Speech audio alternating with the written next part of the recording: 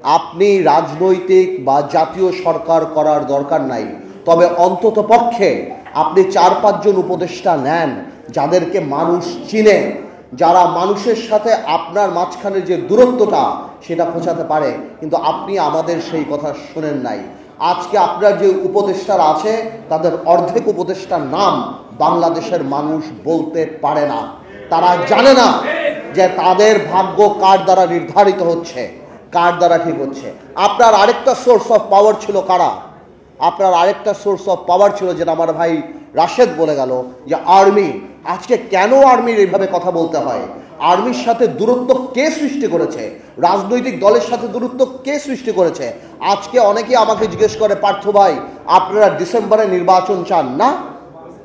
ডিসেম্বরের কথা তো আমরা বলি নাই, আপনি বলেছেন ইউনূস সাহেব জাতির সামনে ডিসেম্বরের কথা। আমরা বলেছি আপনারা সেই ওয়াদা আপনি রাখেন। আমাদের মুখ থেকে ডিসেম্বরের কথা আসে নাই।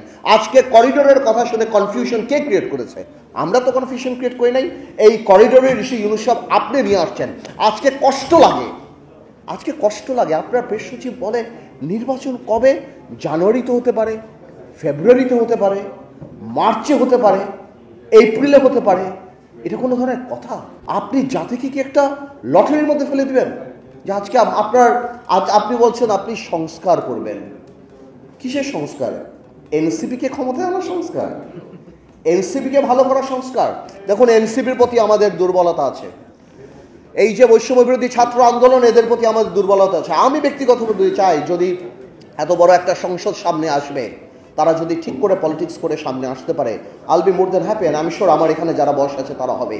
কিন্তু তারা যে প্রথম থেকেও